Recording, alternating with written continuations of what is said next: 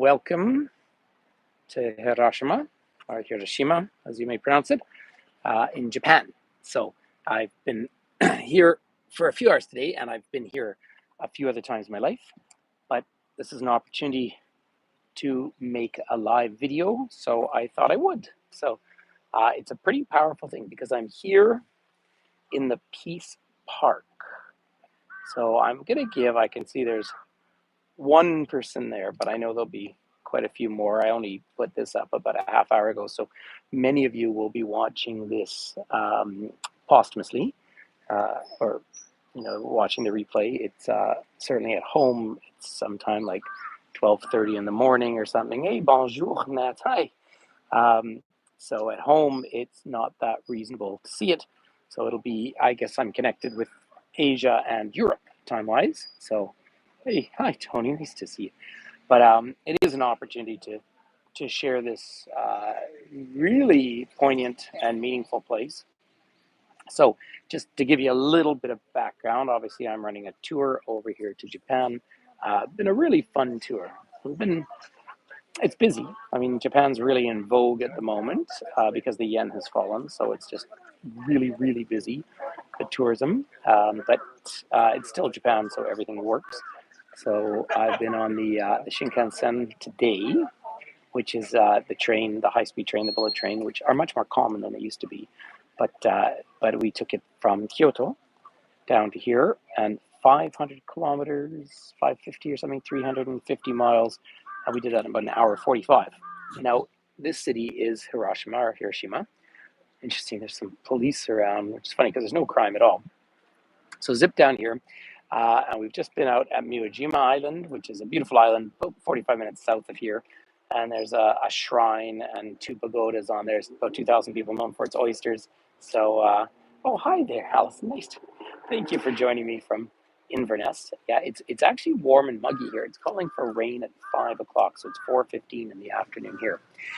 But, a million people a year come here, specifically to Hiroshima, because, of course, this was hi,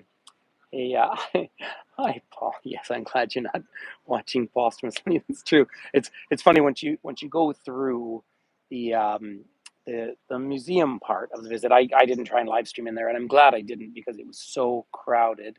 It was shoulder to shoulder in there.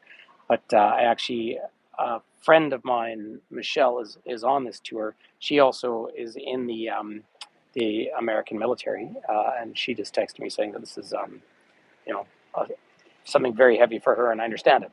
So on August 6th, 1945, at about 8:14 in the morning, the U.S. Air Force dropped the very first nuclear bomb, atomic bomb, ever in the world. Incidentally, and my friend Rod is traveling with me on this tour, and he's sort of a scientist, and he knows a lot of the raw statistics of it.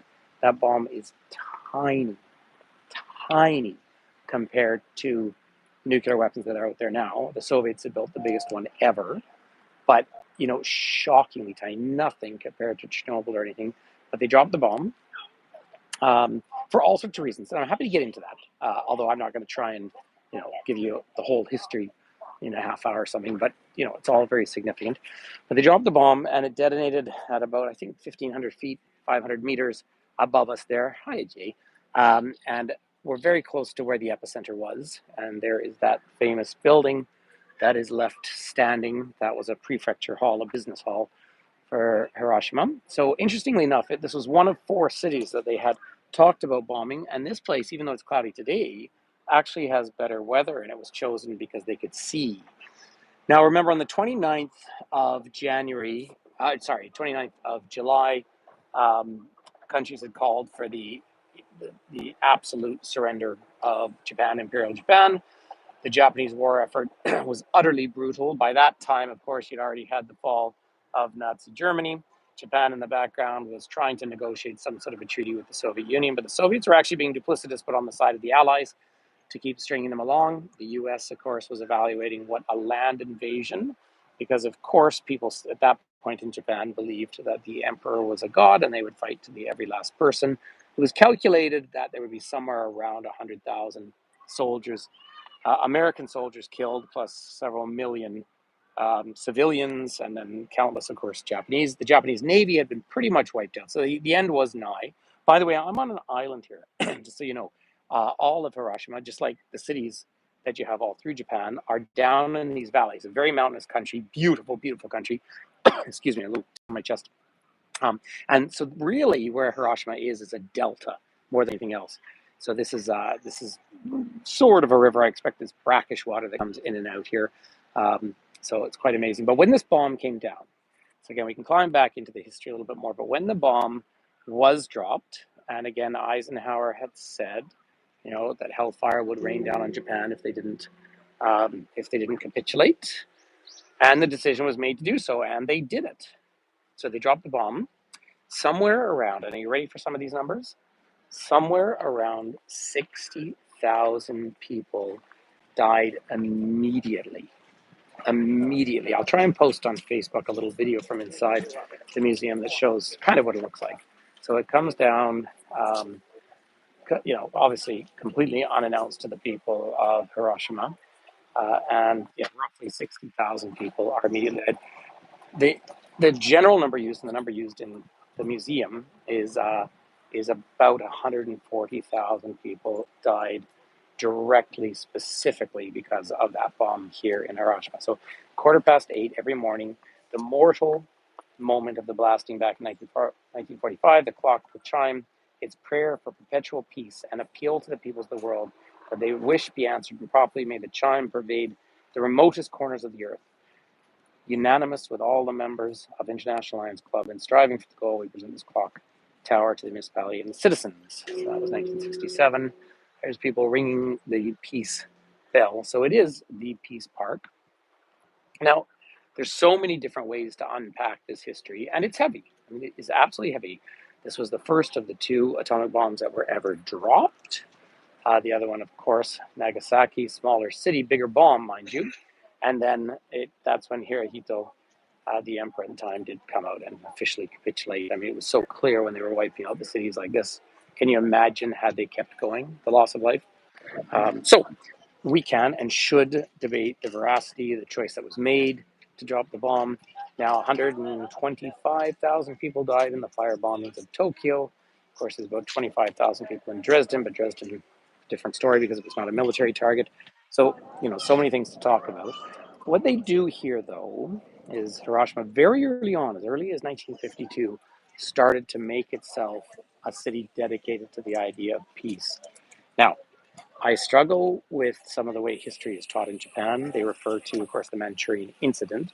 And 1931, of course, they faked a terrorist attack against the Japanese in Manchuria, the big northern province of China, as a justification for invasion. That's where the military actually invaded, the Japanese military, without the consent of the government. That's really where you had the fascist takeover of this country. But unlike in Germany, of course, it is illegal to deny the Holocaust, and there's been a fabulous education. Japan has, in many ways, built itself as a country about peace, which matters immensely. But I get very little of the story of ownership. But let me just read this to you. We dedicate this bell as a symbol of Hiroshima aspiration, that all nuclear arms and wars be gone, and the nations live in true peace. May it ring to all corners of the earth to meet the ear of every man, for in it throb and palpitate the hearts of its peace-loving donors. So may you too, friends, step forward and toll this bell for peace. So this one is 1964. So, pretty significant thing. Obviously, we talk about places like this as a dedication to pacifism. But what that really means. So the dome there, you see the sign says the Atomic Bomb Dome. There, and the Hiroshima National Peace Memorial Hall for the atomic bomb victims, and the cenotaph. So, yeah, it's powerful and it's meaningful. Interestingly enough, just a side note, I've actually spent more time, I think, in the city than I have any other city in Japan, because I came here with my son, I don't know, 7 or 8 years ago, and we backpacked and we spent nearly a week around here. It's a neat place because this whole park, which was the city center, was all wiped out completely. They have a kind of picnic culture out here, which is really fascinating to me as well, where people yeah, I saw some when we drove into town. So it's a really interesting thing, the life of the city, but also, of course, the conversation, the the graphic images of what atomic destruction looks like are obviously just heart-bending, or what the right word is. You lump in your throat. So the 60,000 people, and they actually have in the museum there a rock where you can see the outline of a vaporized human being. But I would honestly say that person was the lucky ones. It was the ones on the periphery of it where their skin effectively melted on their bodies. And excuse me for the graphic content of this conversation, but it is that extreme. I mean, to think all our technology, the fact that we can fly around the world together, is incredible. But the energy and the dedication we put into weaponry, or to quote Albert Einstein, you cannot simultaneously prepare for war and fight for peace. Um, I'm not sure. I'm not here to offer any answers. But what you're meant to contemplate is exactly what I'm going through, walking around here, and what I hope you are too when you share this. So this is the site of the Nakajima Commercial Promotion Justice. The convenience of water transportation. This area used to be a center of commercial activity when Hiroshima was a castle town. The Nakajima Commercial Promotion Center was located here as a place of collective retail trade activity. It prospered as the city's busiest amusement quarter until the 1930s. And now it is all the Peace Park. This is the Children's Memorial, by the way. And the images, of course, of the children. Can you imagine lining up bodies along the edge of the rivers? And it's like most Japanese cities, they're tidal cities with a lot of water. Um, People are often surprised just how wet this country is. But yeah, here, I'll just come around and show you. People are going to ring this bell for peace. Now, I think what one has to ask himself every single time is, what are we doing for peace? What kind of language do we use? How do we fight dictatorship? How do we stand up against intolerance? That's what this is all, and certainly fascism and nationalism. So, Children's Peace Monument. This monument stands in memory of all children who died as a result of the atomic bombing in Hiroshima. The monument was originally inspired by the death of Sadako Sashiki, who was exposed to radiation from the atomic bomb at the age of 2. 10 years later, Sadako developed leukemia that ultimately ended her life. So that's what this monument's about. So certainly powerful to contemplate and to talk about. I mean, incredibly important to talk about. Um, the city itself, just if you're interested, it's quite a nice city. Obviously, it was totally rebuilt. The entire thing was devastated and devastated. But so very functional, very typical Japanese. The architecture has a certain blandness to it. And then that's the museum down in the distance out here. And you go in and you wander up and through, and they've two sections. You have a section which talks about some of the causes leading up to it, and that's the part that I can take some issue with, I believe, which is a funny thing to say, but very little ownership of the causes. Um, it's the decision that was made at the time by the U.S. government. We can stand back after the fact and talk about just the wanton death and destruction, but of course the huge loss of life that would have happened and how much longer the war would have gone on for. It's hard to say. But the Pond of Peace here, the 5th Japan Junior Chamber of Commerce and Industries member conference held in Hiroshima in the fall of 1956 concluded with the words, "Commemorating this event, we shall bequeath a memorial to Hiroshima." As a result of the gift of Junior Chamber of Japan, the Pond of Peace was constructed on July 1st, 1957. Interestingly enough, 1956 was the year that Japan ceased to be officially at war with the Soviet Union. And 1952 with the United States and Britain. But the eternal flame certainly makes sense in a place like this.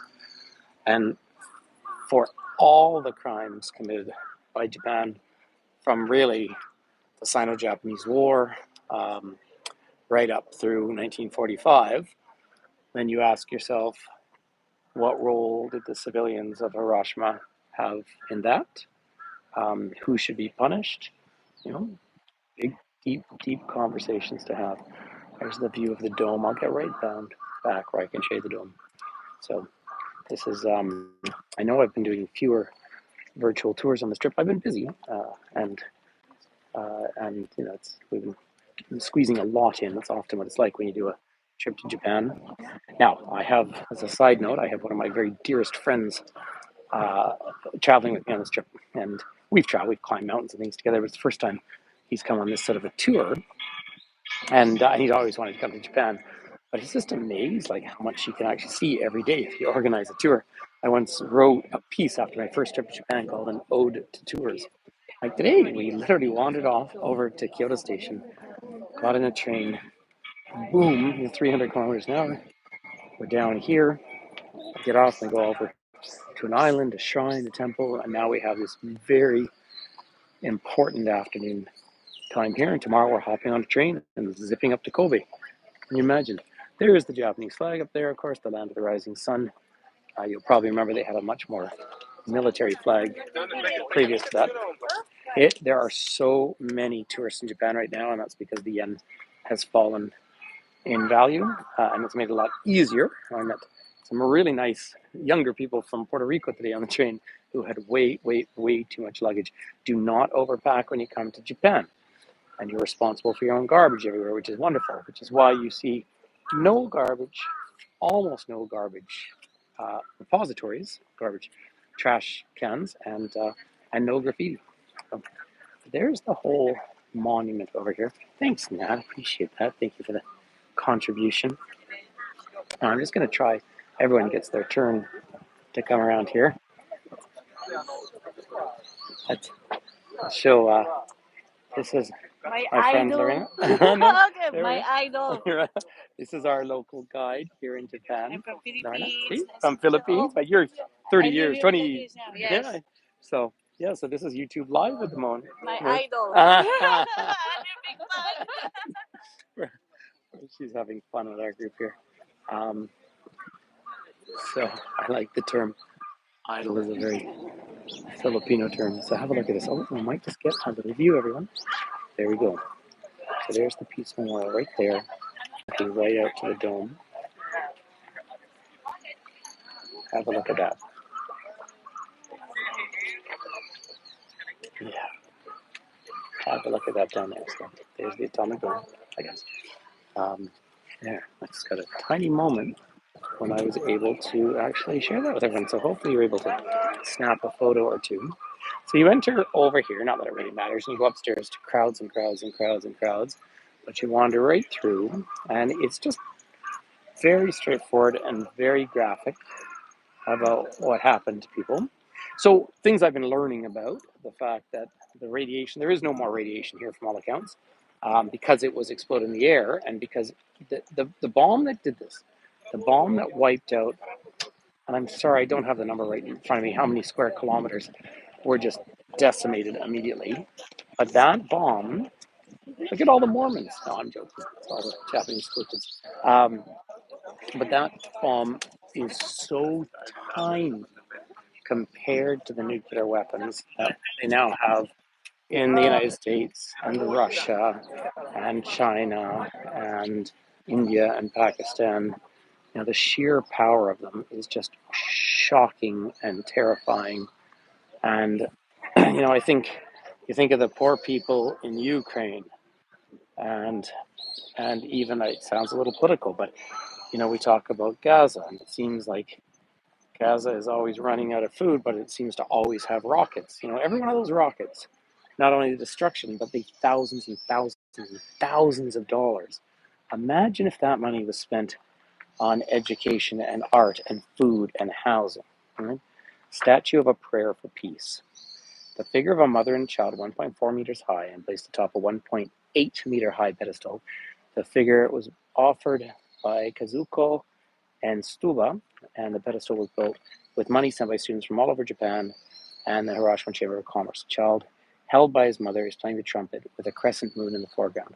The unveiling ceremony took place on August 2nd, 1977.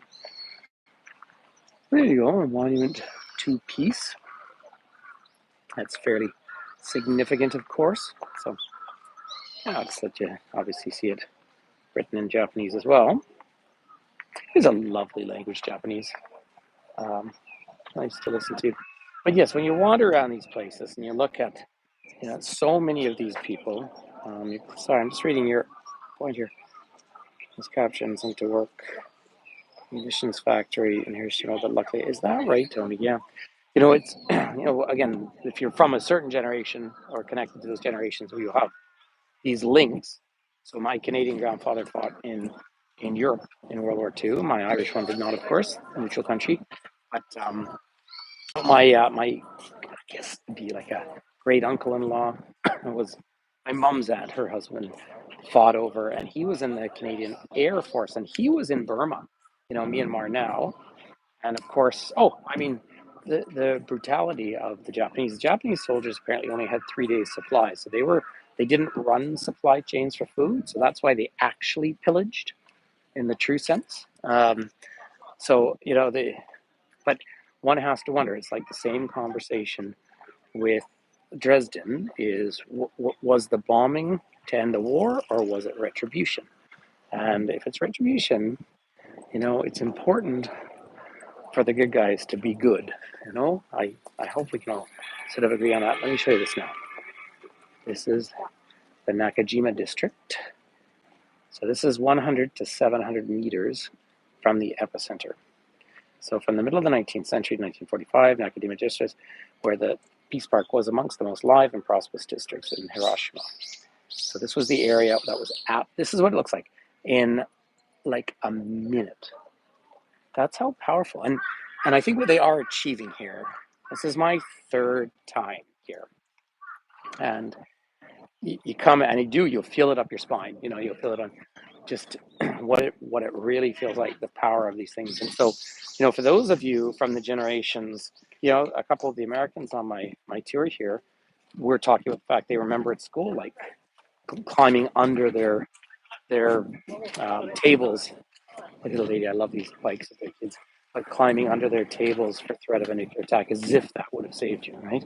But that was, how much the world was actually living with the genuine fear of nuclear catastrophe. Now, this also raises a point that I really feel is important to talk about, and I'm going back to my first year in undergraduate school, and these are things that stay with you. It's very important to both travel and to learn, of course. But I had a professor that said, the idea of détente, or the balance of terror between the Soviet Union and NATO, really the idea that everyone has enough bombs to destroy the world 40 times over so that nobody does. And he said, you see, and there was no world war from 1945 until one could maybe argue Yugoslavia. But then he said, but let's do the death toll actually. You look at Central America, you look at Cuba, you look at Ethiopia, you look at Tanzania, you look at, of course, Korea, which is a bit of a different story. You look at all of that. Millions of people did die on the periphery of that balance of terror. So the atomic deterrent wasn't actually a deterrent. It just was a deterrent for, the big powers, right? So here's the atomic bomb memorial mound at 8:15 on the morning of August 6, 1945. The first atomic bomb in human history is dropped on Hiroshima, and here lay the ashes of tens of thousands of its victims. Being close to the hypocenter, numerous corpses were collected at this spot and cremated. The Hiroshima Memorial Service Association was established in January 1946 with donations collected from citizens. A temporary monument was built in May, and a temporary sanarium and chapel were built in July of the same year. So here is this mound here, and just an important memory. Yeah, isn't it lovely? Paul's just mentioning the bird sounds. This island, the birds are lovely to see them. The birds are wonderful. The Japanese, of course, Shintoism, which I don't pretend to be an expert about, but Shintoism is about energy of all living things, and I think even non-living, like rocks and so forth. But Shinto is kind of the homegrown religion. Then Buddhism came here in the third and fourth century and started to peak around the 700s. I've been brushing up on my Japanese history, but as as you talk about it, the fact that here on the island of Honshu, remember Honshu is slightly smaller than Great Britain. I think it's a really, really good comparison because, of course, take beautiful Scotland away with its 5.5 million people. England alone is like 58 million people, right? Over and spread out. Well, Honshu here is 103 million people on this island, which is the main central island. So obviously Greater Tokyo, 37 million, Greater Osaka, 20 million. Down here, Hiroshima is only about a million people, so it's small. But what they've done, and I can't really show you around here, but you've actually got large green areas all protected up in the mountains. Now, partly, of course, there's tectonic movement. The construction is amazing. There's a certain utilitarian nature to Japanese architecture. Now, a city like this that was literally bombed to smithereens, wiped off the map. Obviously, everything's new. Obviously, people have asked me about how the Japanese economy sort of boomed and rebuilt. A lot of it, oddly enough, goes back to the Korean War, 1950 to 53. Of course, when we really start what becomes the Cold War in the true sense. But the U.S. and the Allied powers in Europe were shipping over armaments, and it was just too far to keep shipping them. So they started building industry here in Japan to support that war effort. That is a big, big, big heron up there if you happen to see it. Gorgeous big heron. And so that's what really started Japan on this long track to becoming, of course, this incredibly wealthy country. It's the third largest, I'm happy to be corrected, it might be fourth, but I believe it's still the third largest economy in the world. The mean income is about 55,000 yen, which is very easy for Canadians at the moment because that's about 55,000 Canadian dollars or maybe 40,000 US dollars. But keep in mind, the yen has fallen 30%. So everywhere else in the world has been suffering with massive inflation. This country was actually struggling with a deflationary period, which is even worse. There's their big soccer stadium up there, by the way. Here you can see the mountains in the distance too. And see the lovely tramways? Now, as I get out on this bridge, I'm just gonna, you really don't jaywalk in this country, and I've just jaywalked. But there's the atomic dome one more time. So Japan has got all sorts of economic things going on, but I tell you what, everything works. And as a consumer, particularly coming from Turtle Island, from North American stuff, where you always have taxes and tips and everything here, a price is a price is a price. And when we go out for dinner, you can pace yourself so easily. Like last night, a few of us in my group went out together and we used the QR code in front of us, and then we could translate the menu into English.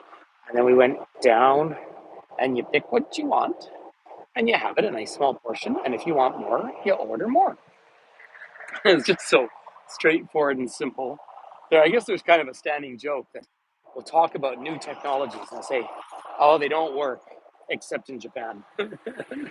So now also a wonderfully compliant population, which probably, if we go back to the 1930s, was that compliance a good thing? Probably not. But we sit down in the Shinkansen, train's totally full. The Japanese often bring their food onto the train. Hey, thank you, Sarah. Sorry I didn't even see you there. Thank you very much. They bring their food on with them, and while maintaining absolute personal space, they eat their food just so clean, and then they have their own bag for their own garbage, and they wipe off the table, and they clean everything up. It's just, there are elements of the society. There's virtually no homelessness, and there's virtually no unemployment,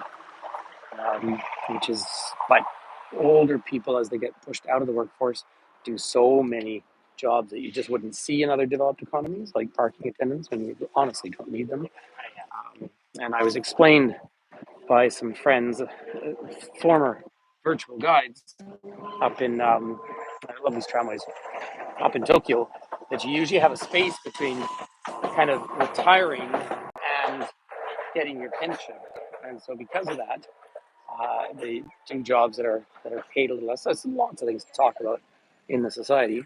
But so here's I'm going to call it, it's either the A101 bridge. The former A101 or AOE bridge was built in 1932, a distinctive T shape.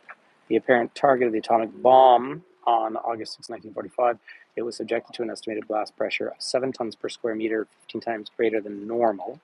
Under the sudden pressure, the bridge thrashed like a leaf spring, being snapped back and forth, the slab floor up in the air.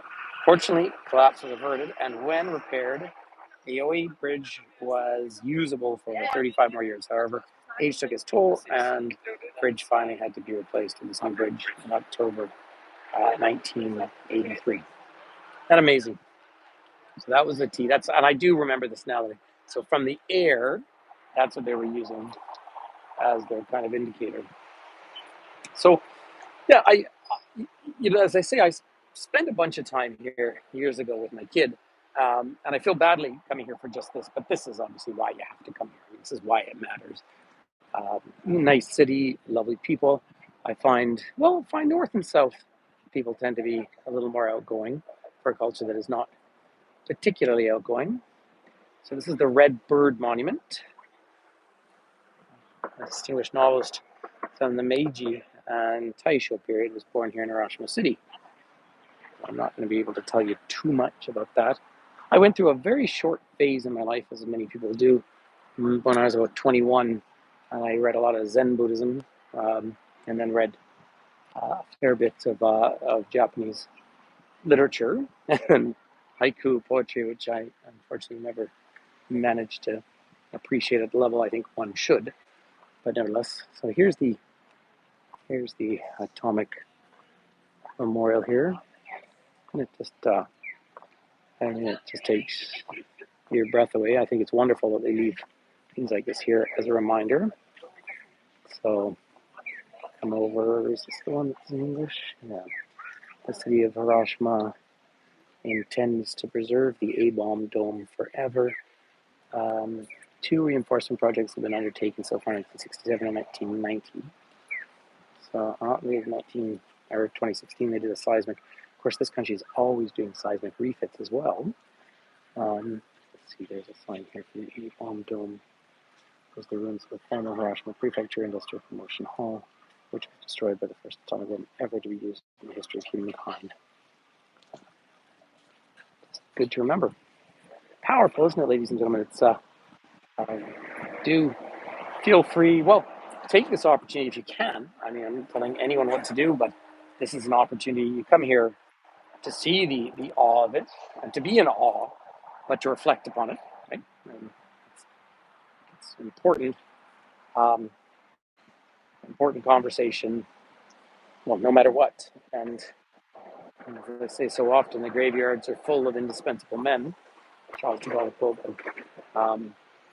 There's so much more. Oh, you're very welcome. It is powerful.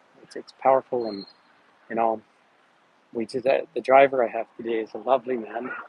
Really doesn't speak English, but he loves music. So we started singing "Imagine" as we were coming up here to the Peace Park, and I think it's a pretty neat thing to sing to. So, you know, yeah, give peace a chance. So many different things to talk about, but yeah, there's just a I guess the other thing that I've already talked about on this little walk, but and it's who are you listening to us? That's more the other thing I guess I like to come back to.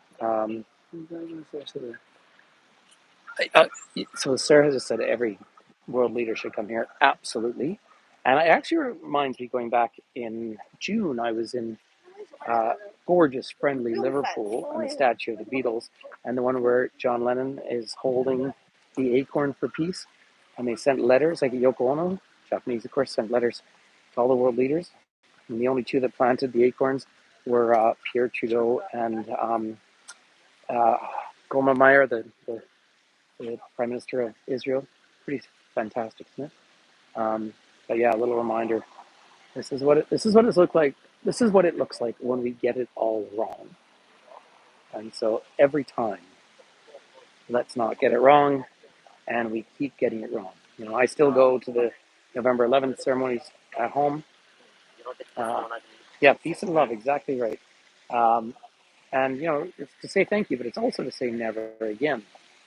Yet another song that I think is just so meaningful, "The Green Fields of France," Irish song, is asking a World War I soldier, did you really believe that war would end all? Well, it's all happened again and again. So, you know, but that's what this needs to do. Um, and the conversations in China that say the broader stories, what they call the Manchurian Incident.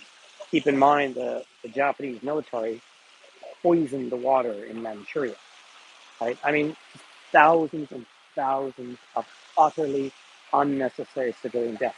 Does this, was the 140,000 people who died within a couple of weeks of the storm going off here, does that make up for what the Japanese did? I'm not sure. I, I'm not really an eye for an eye kind of a person, but it does give you so much to think about. So there we are, ladies and gentlemen. I guess we could go on and on and on, but I am going to round up my group in about a half hour, and we're going to go check in at our hotel, which is just minutes away from here. Um, and sorry, this is just gorgeous. I'm going to have to show you this one too, just before I go, everyone. Um, oh,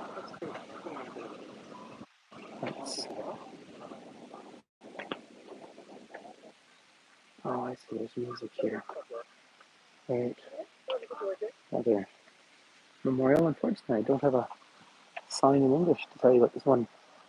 But there's doves, which is always a bit of a giveaway for peace.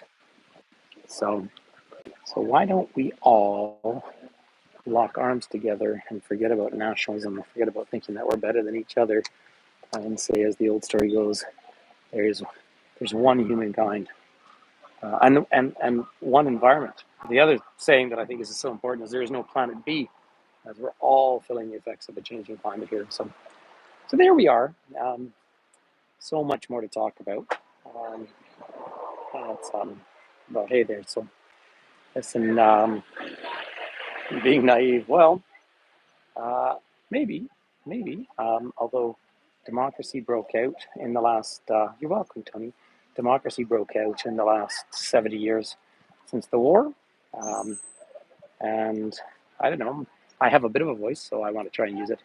Um, and there are issues that need to be addressed. Yep, there are. Inequality being the most profound one. So I tend to personally take a Marxist approach to it because I think that is a measure of how resources are controlled.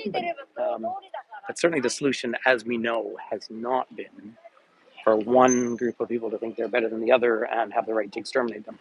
So I think there's uh, and there is, Jay. I totally agree. So on that powerful note, peace and love, ladies and gentlemen, and come to these places and ponder them and ask yourself every day what you can be doing to make it better, I guess. But do feel free to share this with everyone around the world. So I am going to go into 7-Eleven over there because it comes from Japan, and I'm going to get myself a cold beer, and I'm going to walk back to the Peace Park and wait for my beer. Lots of love.